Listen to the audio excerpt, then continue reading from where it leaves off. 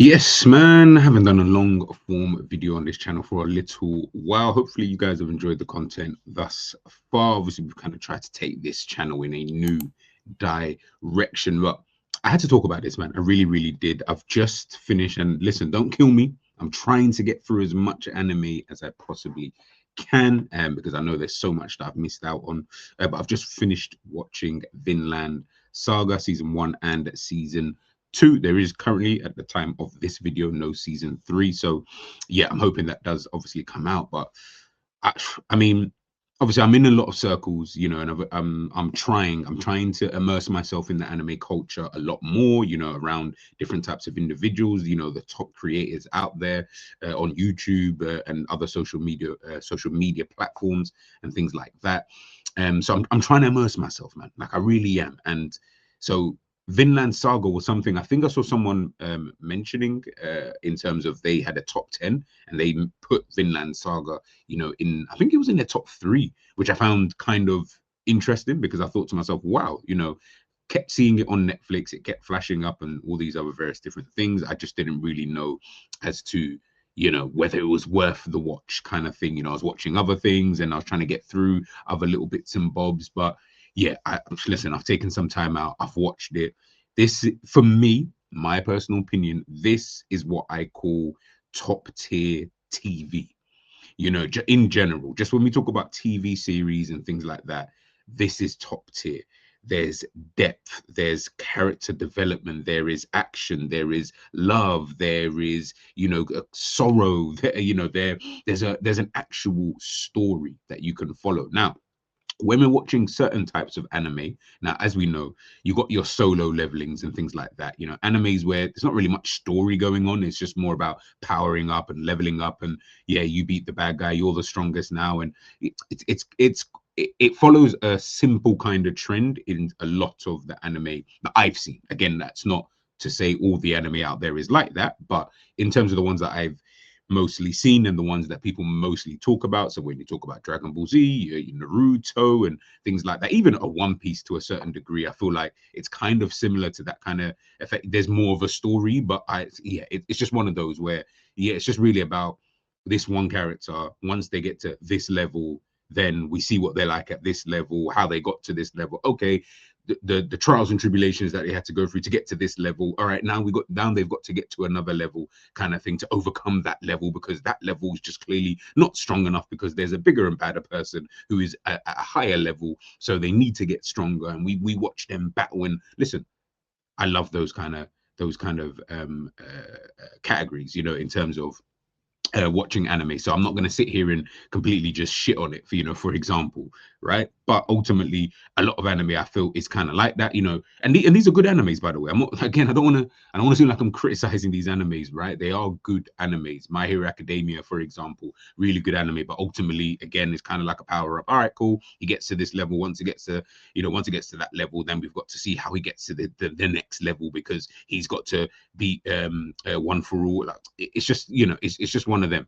It's just kind of one of them. And when I watch Vinland Saga, obviously recently I just finished watching Dr. Stone, and I thought, you know what, I think it, and again, this is where I take credit, I take responsibility, right? Like I said, I've got to start watching a bit different types of anime, because it can't always just be about the fighting and stuff like that. After a while, it gets kind of boring and it's all the same. Like, it really is no difference. It just comes down to your own personal preference in terms of the animation looking good and, various different things like that. But I'm watching Dr. Stone, and I thought, oh, wow, this is actually really, really good. Dr. Stone, I really got to learn.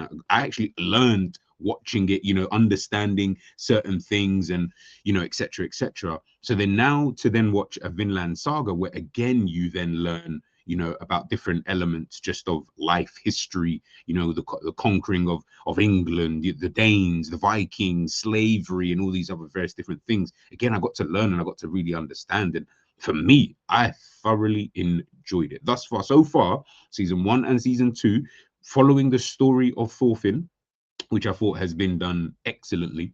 If I'm being 100% honest with you, watching this character just develop throughout the entire series, and then still having your background kind of character, I say background characters, but your secondary characters, characters who play an important role within the actual story in itself. You may not see them at the end of season 2, but these are characters, the fact that Thorfinn is the son of Thor's and the type of man that Thor's actually was, this kind-hearted individual who was a warrior, someone who was an elite individual, if you want to, put it in today's terms, an elite individual when it came to, the battles, to then the type of person he then ended up becoming when we see Thorfinn when he's only 5-6 years of age, looking at his dad and, them living, just in a peaceful kind of land. And then they go off to battle. And then, Thor's dies. And then once Thor's dies, it's then trying to see what happens. And I remember saying to a friend of mine, I said to him, there was a period of time in this series, I was like,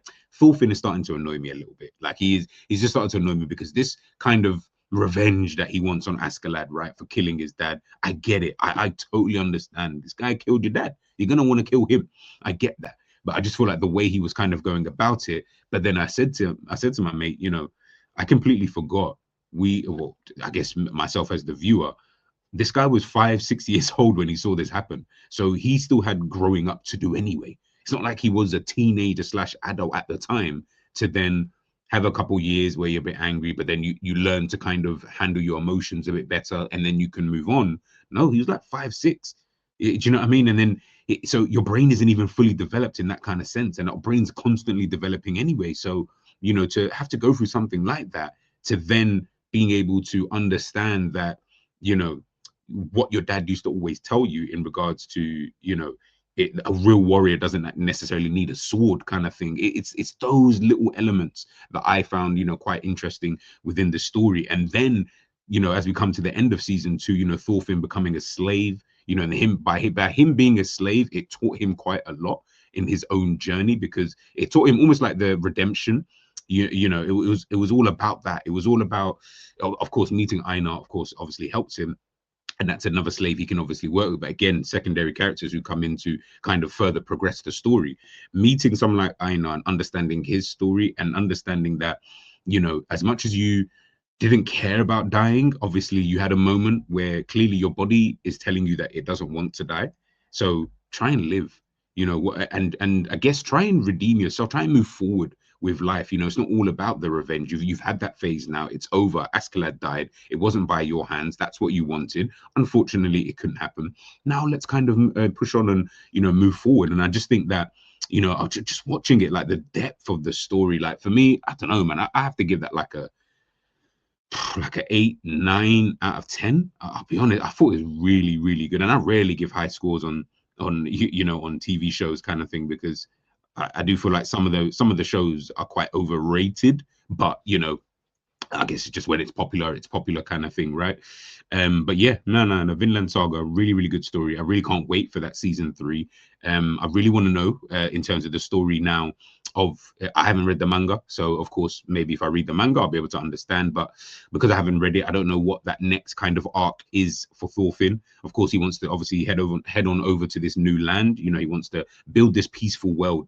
Of course you've got Prince Canute, who is I guess in his own weird way, almost kind of, well, I would say he once wanted to build a world like that. Now I don't know, because it seems like as his father said, once he takes the crown, hey, it's the curse of the crown, unfortunately for you. And now you've killed all of these people, all of these individuals. Don't know, exactly where that's going to, necessarily head, but yeah, I just really want to know what this kind of journey now has in store for Thorfinn. What that kind of end resolution, is, how many more seasons we've got left. I would love to know. But let me know your thoughts in the comment section, though. I really, really want to know, how people kind of see, Vinland Saga. Do you actually enjoy it? Do you really think it's, actually good? So yeah, let me know your thoughts in the comment section, people, and I will catch you very, very soon. Peace.